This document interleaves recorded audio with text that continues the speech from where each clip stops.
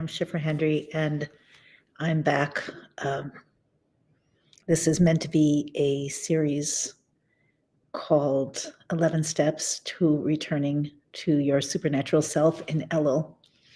And the truth is that there are way more than 11 steps, or maybe there are fewer than 11 steps, and it doesn't have to be an Elul. But, and I'm saying that in part because I meant to be broadcasting 4 days a week, and I think it's dwindled down to one. So I'm here with step 5, and step 5 is about remembering. And I'm remembering in living time. It's probably the main reason that I'm not being consistent in broadcasting at this point, because things are happening so fast and so deep. And I'm going to tell you about it, and I'm going to tell you about it in a way that opens the door to a supernatural realm for you. And I have a lot more to say than I will say today, but I'll say a lot today. So we're in the 25th day of Elul. Actually, here in Israel, it's the 26th by now, but we'll call it the 25th. This is when creation began, when God said, Yehi or, let there be light. And there was light. Light is revelation. Always light in Kabbalah, light in Torah, and in divine truth means that something was concealed and now it's revealed. So what does light do? Imagine a dark room and the lights go on in a very dark room. Or once I was in a dark cave with my parents and my brothers, and they turned off the flashlights and it was dark, like there's no light. The world was created through a concealment of light, like no light, darkness. God's infinite light, the Orient Sof, was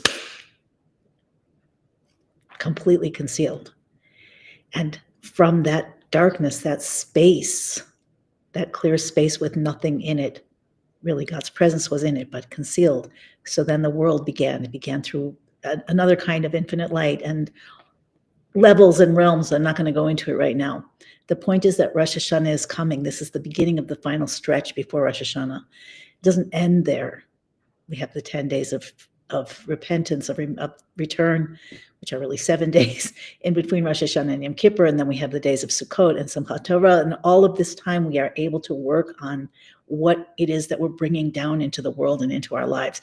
But this, in one moment of Elul, when the king is in the field, Ani Ladodi Vidodi Li, and you are in your own being, I am to my beloved, and you reach back out deep, high, for your source, everything can change. So Rosh Hashanah, people call it the new year, which of course it is. It's Rosh Hashanah, the head of the year. It is also called the Day of Judgment. When the decree is made, you can work on the decree afterwards, but we want to be able to work on it beforehand. That's the best way. And the decree, what is the decree? The decree is the writing, the concretizing, the manifesting, the templating for where the world is at that moment, where our evolution has taken us. What are the vessels that we have created out of ourselves, out of our relationships, out of our relationship with God, out of our desire and intention? What are the vessels that we have created that will allow that level of light to come in? Its judgment is not, we're trained, and even the Bible at that level, the Pshat, the literal level of the Torah, the Chumash, trains us to think about cause and effect, to think about reward and punishment, but the truth is so much deeper than that. It's consequences. It's not even consequences, because consequences are like, oh, you did that, you get that. These things are all true. They're all necessary. They're all part of our growth and evolution. But it's relationship. It's relationship. Like, what relationship? Infinite, divine, totally in love with you, but parent, but creator, who gave you so much power. You and us collectively gave you so much power that you could destroy the world many times over. So what level are you in your maturation process that will allow that infinite God who adores you, who loves you like his only other? What are you that can allow that to fully express. That's what Elul is about. That's what Rosh Hashanah is about. In other words, the kind of inside name for Rosh Hashanah is Yom HaZikaron, which means the day of memory, of remembering. And that is because there's a part of you, there's a level of you, there's a core of you that exists even now, in a deeper dimension, that exists before shame, before exile, that is pure and clear and radiant and vital, knowing, seeing, co-creating. And then on top of that is overlaid a level of you by divine design. God put the snake in the garden. God knew that it was going to happen. There are reasons for it. I've talked about it before. I'll talk about it again, not now. But by divine design, you were meant, that radiance was meant to be contained by an identity that mostly is made of judgment and guilt and fear, and the core of it all is shame. I forgot to mention grief. Shame is that veil that dropped into the world, that covered between your true self, or separated between your true self and the self that you know yourself to be, this life, previous lives. And the goal of all of this is to transmute the very ability that snake energy had to separate anything from its divine essence. We can only transmute darkness when the darkness is inside. We can only transform when we're transforming ourselves. Rosh Hashanah and Elul that precedes it, we're making vessels in Elul. We have the opportunity to intimately approach God with, we don't have to show anything. We're not being judged now. We're not being evaluated, let's say that. We're being assisted. We're being supported. We're being loved. Not that we're not loved all the time, but there are different times for different things. If you were a parent, it's not time to go out and play now. It's time to clean your room. Whatever it is. I don't mean to make light, but I sort of mean to make light. But this is the core of reality, not just our physical reality, all reality. Ain't od milvado, there's nothing here but God. So how do we deal with that? We're in unprecedented times, not just because of the chaos and not just because of technology or energy or consciousness rising or evil being revealed or any of that. That's just symptoms of it. We are in unprecedented times because we are able now, we are on the verge, we're in the process, we're in the flow of returning to our true selves, but not by forgetting, this whole thing, but by remembering from within this whole thing, this world, this identity, this snake voice, this chaos, all of it, to remember the truth about who we are. Now on Rosh Hashanah night, we're taught in the mystical text that God rises out. He's normally maintaining, he's always creating the world with divine speech. The Tanya explains that if God would ever stop speaking the words of creation continuously into existence, the world would disappear, the cosmos would disappear, everything would disappear as if it had never even been, meaning even history, even the past would be gone. Even time and space and memory, even God's memory is being created, spoken into existence. So that's how intimate God is with us. That's how intentional, that's how purposeful, that's how desireful. Nothing happens by chance. But on Rosh Hashanah, we complete a cycle. Actually, in Elul, we complete a cycle. And Rosh Hashanah is the beginning of a new cycle. But it doesn't just roll into the next. One cycle doesn't roll into the next. There's a removal, there's a clearing of the space. And God rises to a level that's called sleeping. It's called dormita. It's actually like a trance, like almost like a coma. That's not the right way to say it, but he rises to that state. The world continues to run, but it is a little bit like, in that sense, like there's no conscious interaction. There's no intention. There's no continuance. What happens? God leaves the space for us to choose him, to decide from us, from inside us, each of us, whether we want the world to continue or not, whether we want the world to be subjects, to be creations of God, whether we want God to be the king. That's what it's about. So that God leaves, he lets go in that sense and waits for every human, but especially through the Jewish people, through the prayers that we say on Rosh Hashanah, through the blowing of the shofar, which is like the cry from the soul. And mostly those things, we are crowning him king. So there's a space of time from when Rosh Hashanah starts in the evening until the shofar is blown the next day, where everything is open. And what is our job? What is our opportunity? Our opportunity is zikaron, to remember. What are we remembering?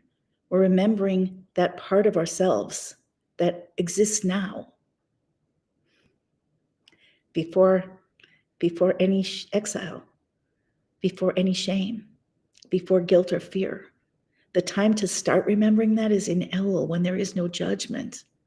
To ask God, your source, your beloved, to help you remember. And what allows remembering?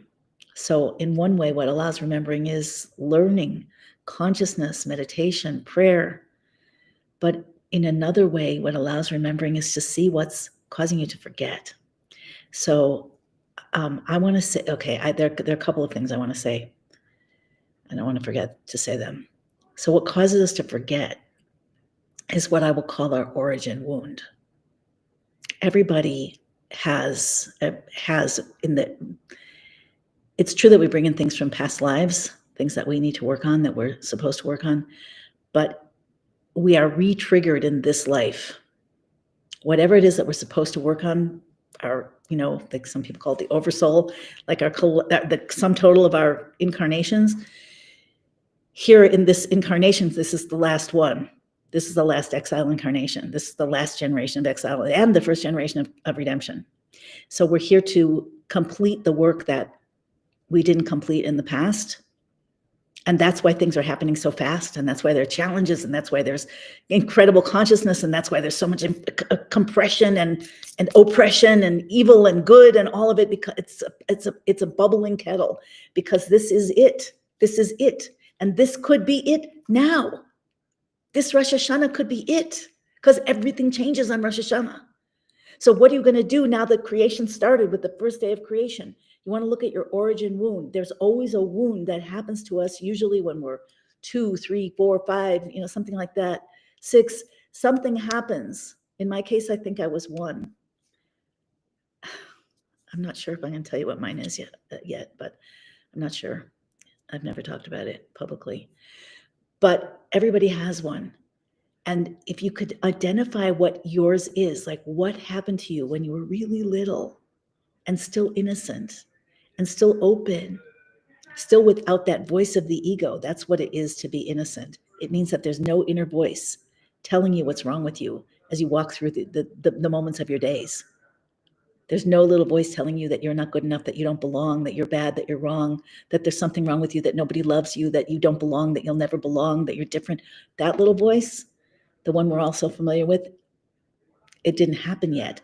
Not only it didn't happen in the garden and until the exile, it didn't happen in you until something made it happen. That's the origin wound. So the origin wound for humanity is what happened in the Garden of Eden, the eating from the snake, the realizing that they were naked, Adam and Eve, and hiding from God, and then making excuses. Can you imagine?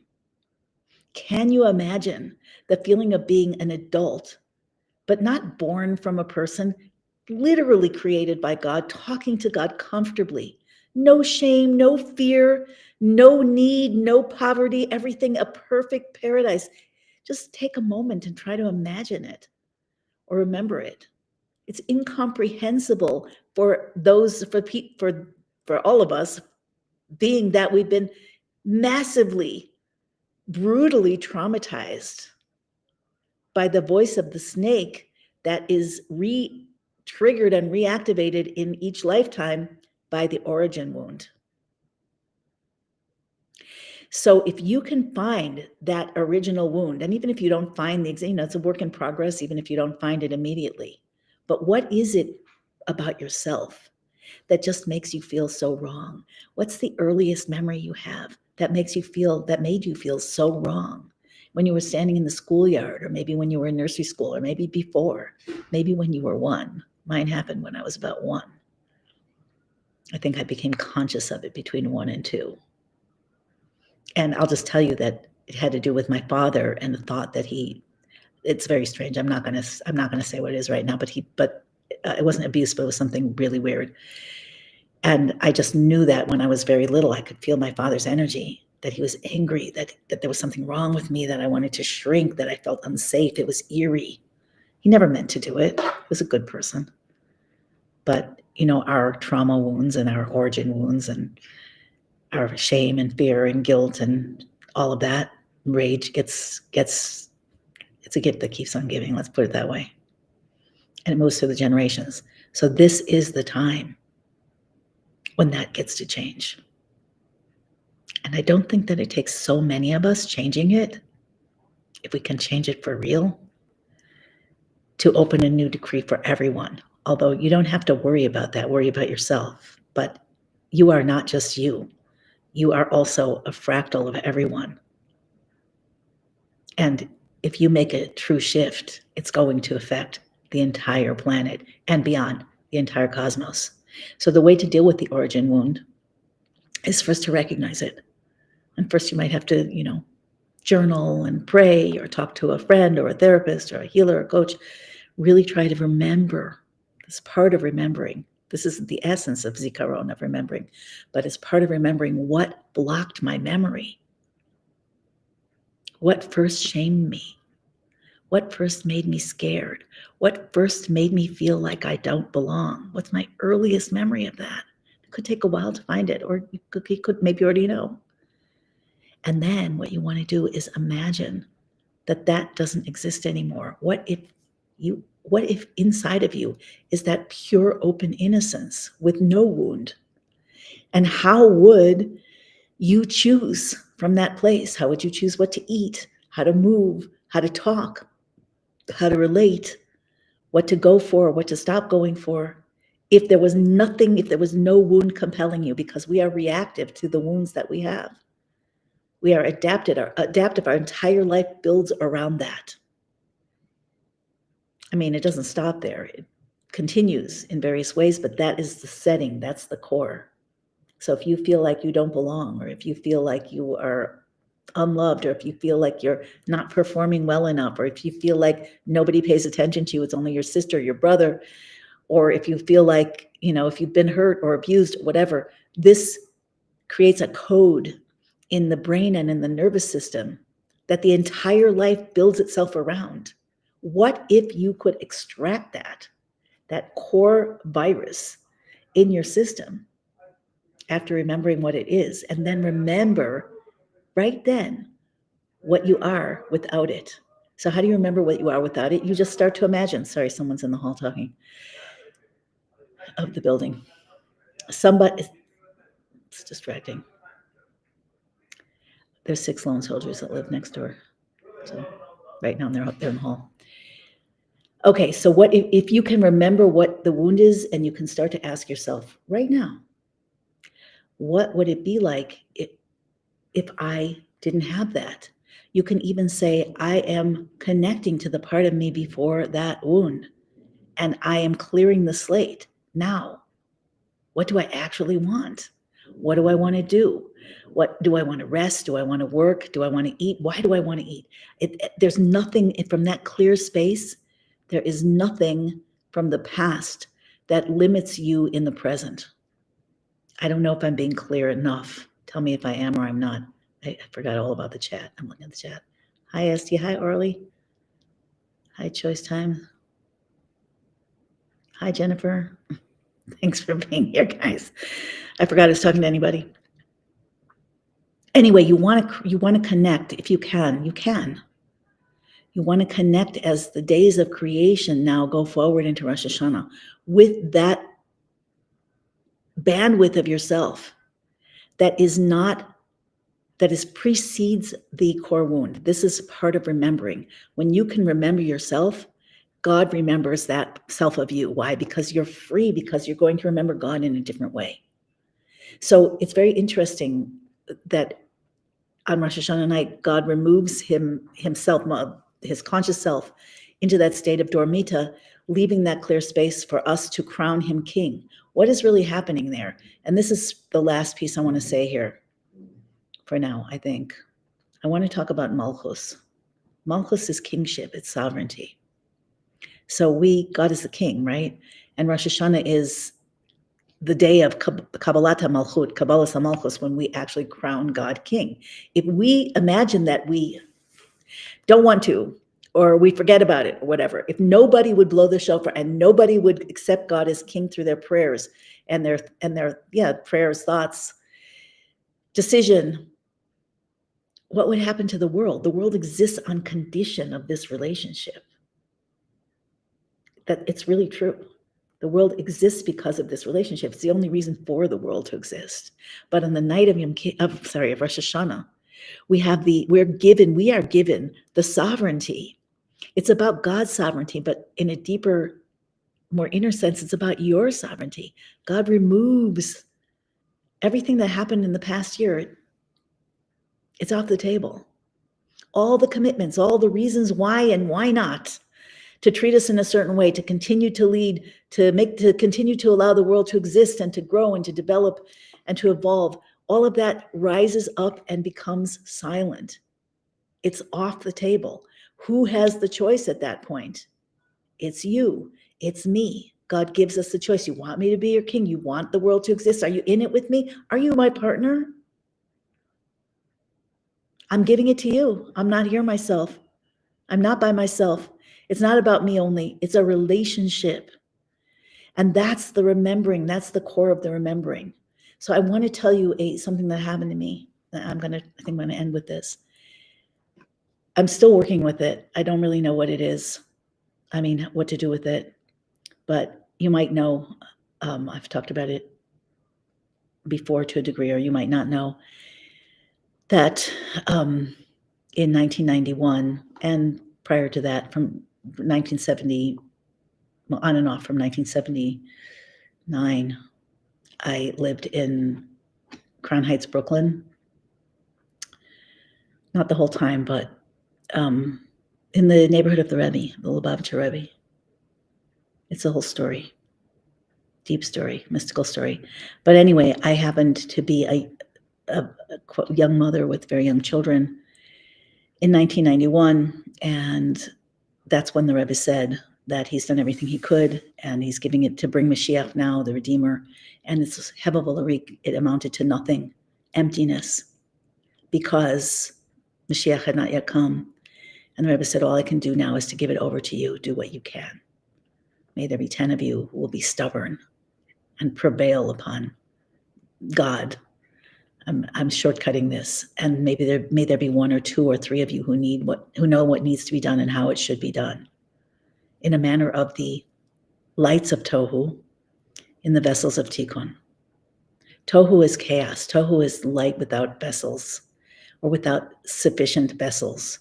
So it's like if you would run 60,000 amps through a 60-watt light bulb, the light bulb would explode. Too much light is darkness. If you have symptoms, it's usually because you're resisting something that's trying to process. It's not getting processed, so it gets stuck energy. And stuck energy can cause a blockage, and blockage is the opposite of flow, and flow is like light. Light is like revelation. So anyway, the bottom line is that there must be this movement. There must be the movement of an increasingly infinite light into the world, into humanity, and it is coming. It's part of redemption. It's been coming this whole time. But if there aren't the right vessels, consciousness, transformation, if we're still operating on our trauma and our core origin wound, then it's very difficult for us, if even possible, probably not, to be able to receive the light of our own true selves, much less the light of the infinite divine.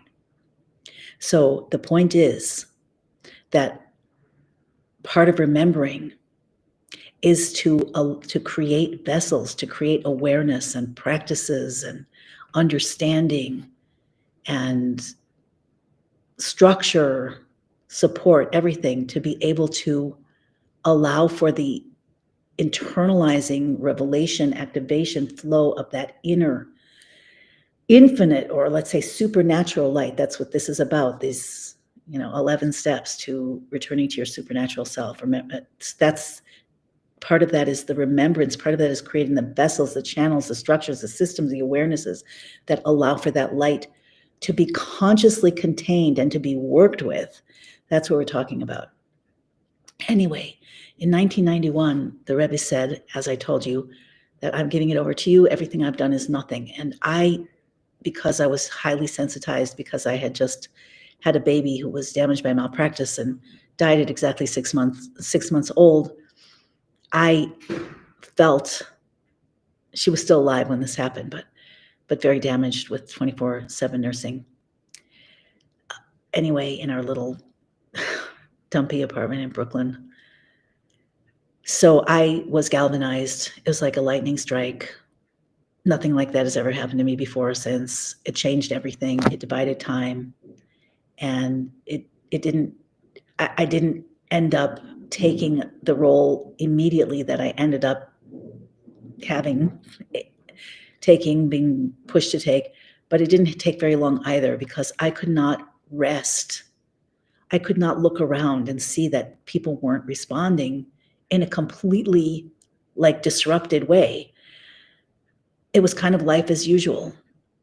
So I ended up being very involved, and I was the pusher, and I'd have the ideas and I would push them on other people, and they, convince them that we should do this. And then the Rebbe would give us blessings when we would somehow tell him our crazy ideas, even though his secretaries, the rabbis who were responsible to guard him, did not want to let us in, but eventually they were told also, don't stop them, just let them, any message they want to give to me, let them give it to me. Anyway, it was a crazy time. It was a crazy time, and it's very difficult to convey. This is something I have never really said in public. I don't even know if I can describe it, but the sense of the word in Hebrew is gadlut or godless, the supernatural presence of the Rebbe, the holiness, the greatness, the godless, it's not an ordinary human being. There's no way. Like a famous teacher actually once said to me that Mashiach, the Redeemer, would be greater than Avram Avinu, than Abraham, the first patriarch who recognized God. And, the three monotheistic religions are still running off of the faithfulness of Abraham. God spoke to him directly and told him to do things that were really against the grain, and God was everything to him. So this teacher said, can you imagine somebody greater than Avram Avinu, greater than Abraham? And my husband and I looked at each other. We didn't want to say anything, but we could imagine that because we lived with it. We weren't the only ones. There are many thousands of people, maybe you're one, that understand exactly what we're talking about. The Rebbe had a heart attack in 1978, and his cardiologist was from Chicago, Dr. Weiss. And he used to fly in to see the Rebbe, and he apparently was a world famous cardiologist and had dealt with many famous people. And he told somebody that told others, maybe it was one of the Rebbe's secretaries, every time with all of the famous people, the great people in the world, that he said, as he saw them in their vulnerability and in their humanness, they, instead of looking like a mountain, they started to look like a little hill or even less. And he said the Rebbe is the opposite. The closer you get to the Rebbe, the more vast he is, the more incomprehensible. A soul on that level, I mean, that is the soul on that level, but that soul, which is passed down through generations, is bigger than the world, is bigger than everything. And so living with that, everything else disappeared. It was all I cared about, just to do the next thing that could push us. The Rebbe kept egging us on, do something else, bring Mashiach, make it happen. And everything we did, he gave us incredible blessings. And it was just, I couldn't stop thinking about another thing. And it was hard on my family. And I thought I did it, it's hard on me. I did it because for about 11 straight months, longer than that really, it was a couple of years, because I believed that it would change everything in the universe. So, I figured like I can give this time because we'll get infinite time back. So when the Rebbe ended up having a stroke and a second stroke, and then, we stopped seeing him, Gimel Tammuz, when theoretically, he experienced death, although a tzaddik doesn't experience death like other people, and certainly not the Rebbe. But anyway, it was a long time ago. It was 31 years ago, 31 and a half years ago. And a lot of processing, a lot of times that I would dream of standing in the Rebbe's synagogue in 770 and waiting for him to come in and speak to us again. And he either wouldn't come, or he'd come and his voice was garbled, or his face was strange. It wasn't really the Rebbe, and I would be heartbroken over and over and over again. And after a while, I decided I can't do anything about this, but there's something I can do, and that is to work on everything the Rebbe said we should do with ourselves. Geula, Mashiach takes us out of Gullus, he redeems us, but each of us also has the possibility and the obligation to redeem ourselves on a personal level. What does that mean? What we're talking about. Remember, find your origin wound, learn the deep Torah, do the transformation, get out of the matrix, remember God and remember yourself. By the way, if you would like support, deep dive into Torah, mystical Torah, an amazing community of open-hearted soul tribe, and me as your mentor, very involved, answering your questions, teaching you, discussing with you, supporting you, check out the Global Geula Gateway. The link is in the description here. I'd love to have you. Anyway, moving on. So I did tons and tons of work on that. And that's why I'm here speaking. And that's why I've been doing summits and, decades already. And a lot of progress has been made for me and others. And a lot of movement has happened in the world. But what stopped happening, and I'm coming to the point here, what I forgot was obviously never the Rebbe, never the Rebbe's teachings, never the Rebbe as, Mashiach someday, but it wasn't what I expected. The timeline got hijacked, it broke, it didn't happen the way I thought it would, the way he pushed us to make it happen. We weren't ready, like I said before, and this is so essential for Elul and Rosh Hashanah. The light, the vessels have to be ready for the light, or the light cannot come in, and too much light for the vessels breaks things, it creates darkness. Same idea. But this is the personal part. Part of me forgot. Did I forget? Nothing. I didn't forget anything. I saw and lived through things that no human being even saw. But it was the imminency of it. It was the reality of it. It's like it was the greatness of it, the vastness of the Rebbe's presence. Like I experienced the Rebbe, I talk to the Rebbe, I hear the Rebbe all the time. But the vastness of the Rebbe, that there's a soul in the world, even if not in a body that we can see at the moment, that there's a soul in the world that encompasses all of our souls, that all of our souls have a spark of that soul, that collective central soul, the cosmic soul, that is appointed. What is Mashiach appointed to do? Okay, let me just say one more thing. I was, as often happens, lying in bed and brooding in anguish about the state of the world and the governments, including this one, and the corruption and the inversion, the fact that what we're supposed to have, what we want, seems like it, the control grid, it's getting tighter and tighter all the time, even though there's a rise in consciousness. But people are traumatized, and by intention. So that consciousness is being co-opted and broken and divided.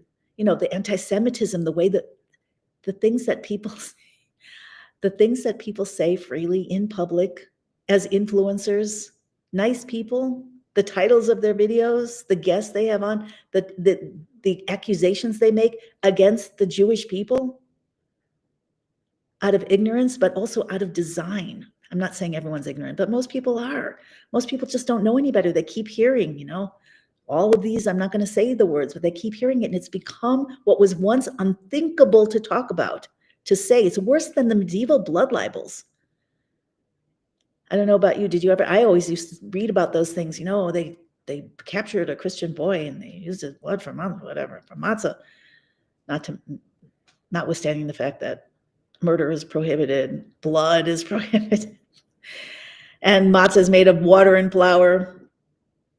But these things, the fact I always thought peasants, ignorant people, and yet what's being said these days, openly in public, with approval from many. I'm hearing sirens. It's not super close.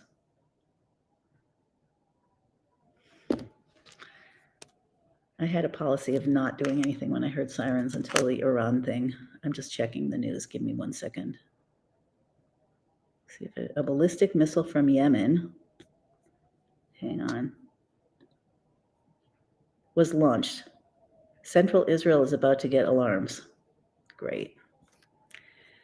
Well, I'm not going anywhere.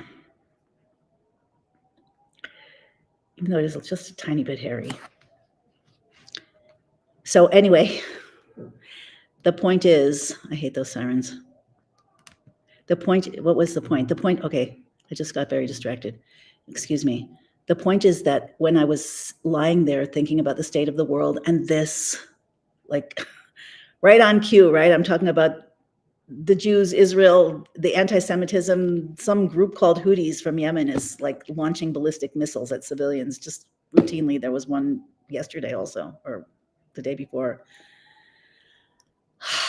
Sometimes I wish there was another planet that I could go to. It's probably not the only one.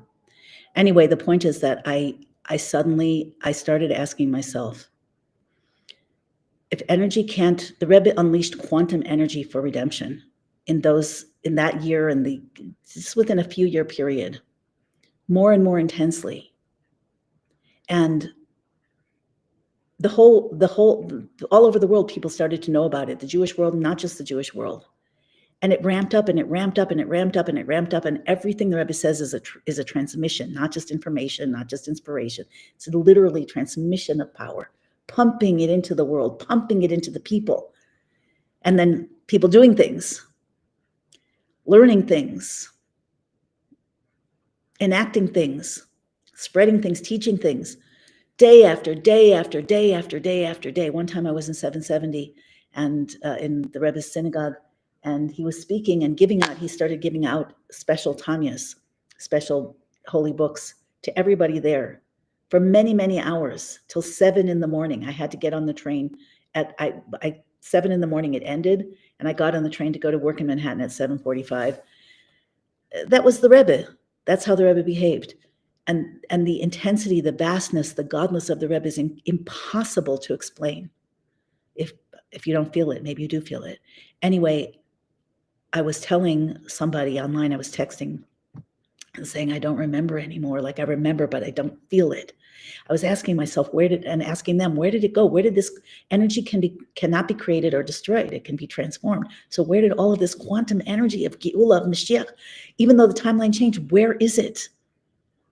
And all of a sudden, and I was sad, and all of a sudden I felt something opening, and I remembered. It flooded my body. I saw it like a vision. I could feel the vastness of the Rebbe right in my field again for the first time in quite a few years, actually. And since then, and why am I saying this? Because I said it's about Malchus. Hashem is our king, and Mashiach is a king.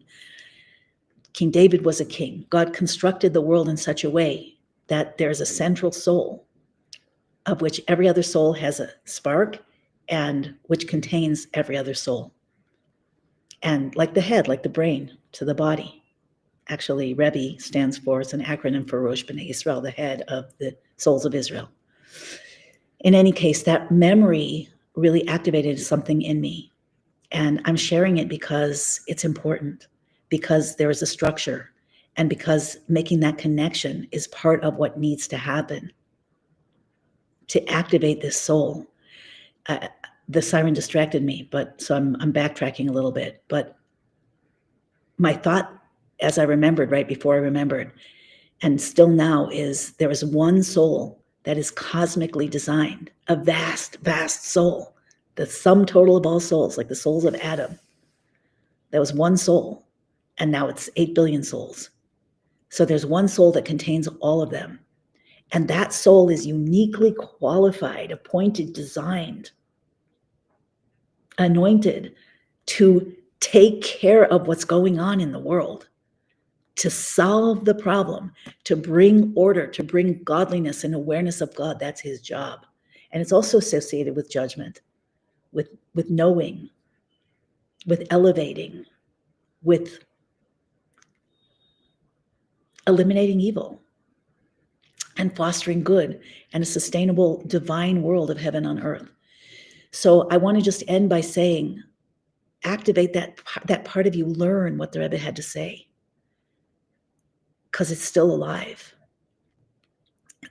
Just like God removes himself on the night of Rosh Hashanah, so to give us space to find our sovereignty and to decide what we want to do, the same with this soul. Didn't go anywhere. It's just waiting, acting beneath the surface, waiting for us to form and become the vessels that can hold that intensely incredible light. So I'll leave you with that. And sorry that it was disjointed. Sorry I did a siren in the middle of the video. And, it's just what it is right now. Mashiach now. I want to wish everybody a ksiva chesima tova l'shana tova mesuka b'tova nerva nigla b'gashmias aruchnias gam yachad. You should be written and sealed in the book of life for a good and sweet year in revealed good, because things can be good and not look so good. We don't want that kind of good. Geula is good that feels good to you, like it feels good to God. Not because you're subsuming yourself in what God wants or he in what you want. No, because the part of you that is beneath the origin wound, not just yours, but the cosmic one, the snake, the fall, that part of you remembers everything. That part of you is already aligned. That part of you exists right now. It's in your soul. Your soul's in your body because it wants what God wants. And God wants what you want, what you truly, truly want. That's what your soul came down to create. So, yeah, special times. Don't waste it. What we do now could determine the future of humanity in just a few days. And I mean that entirely literally. So take care. I won't promise when I'm coming back. I already feel very out of integrity that I didn't do 11 live streams yet. I was thinking of doing 5 in one day, but I didn't do it. But we'll continue at the pace that works. We'll grow together. We'll remember together. We will enact our